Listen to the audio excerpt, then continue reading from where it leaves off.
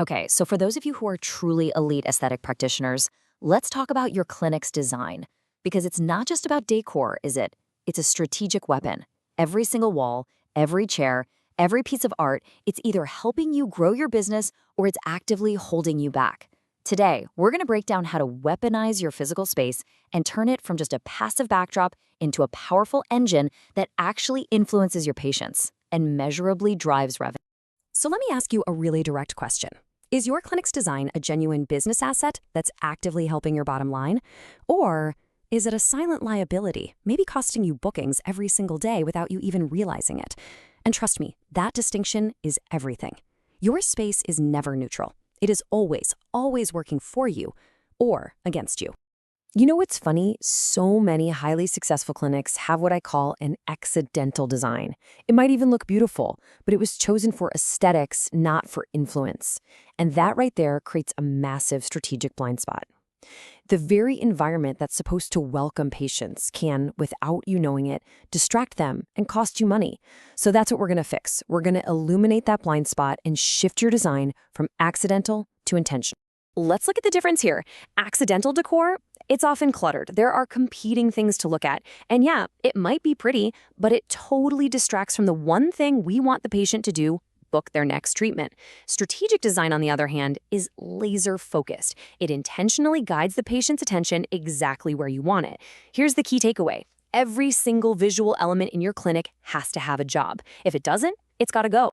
Think about this. Your chance to influence a patient's entire journey starts the absolute second they walk through your door. You've got about 7 seconds. That's it. In that tiny little window of time, you're either winning their confidence and setting the stage for them to say yes, or you're losing them before they even get to the reception desk. So here's a simple test you can do right now. Go stand at the entrance to your clinic and ask yourself 3 questions. 1, does this space immediately say premium? 2, does it scream aesthetics? And 3, does it feel genuinely welcoming?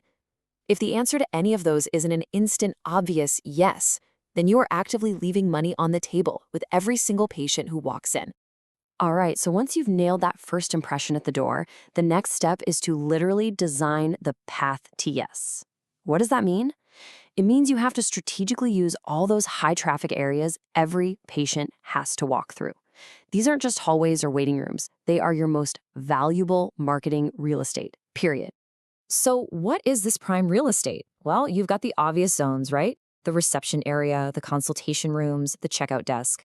But it's also the hallways on the way to the treatment rooms and even the post-treatment recovery areas. These are all mandatory paths where you have a captive audience whose mind is already tuned in and thinking about aesthetics. Now this is such a powerful idea: strategic jealousy triggers. And don't worry, it's not about negative envy, it's about creating positive aspiration.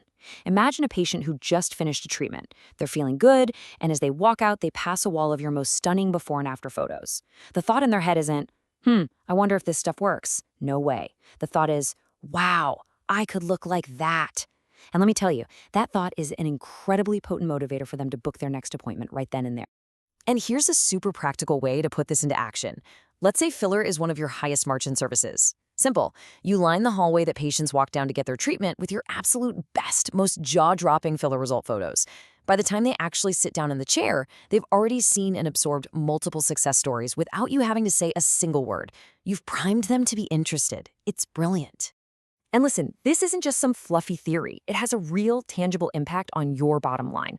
Just look at this number. One clinic saw a 28% jump in spontaneous bookings just by adding some digital displays showing same-day appointment availability. Why? Because it creates this subtle sense of urgency and social proof. It says, hey, other people are booking these spots. They must be valuable. It's incredibly effective. Okay, so we've covered the what to do and the where to do it. Now let's get into the really cool part, the why. Why do these strategies work so well? Well, it's because they're all grounded in solid, well-understood principles of cognitive psychology. You're not just decorating, you're scientifically shaping patient behavior.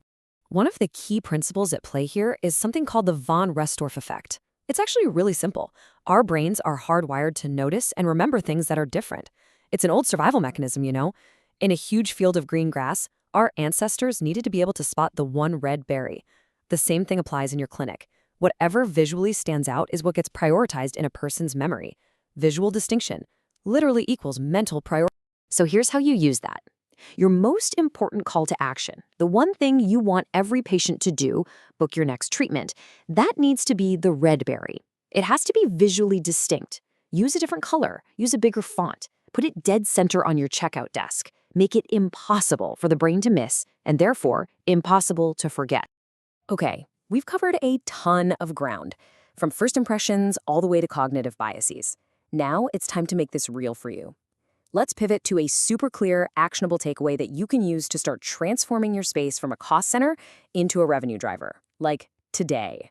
Here is your assignment. I want you to walk through your clinic, but do it as if you're a patient. Take out your phone and take a picture of every single wall they see, from the moment they walk in to the moment they leave.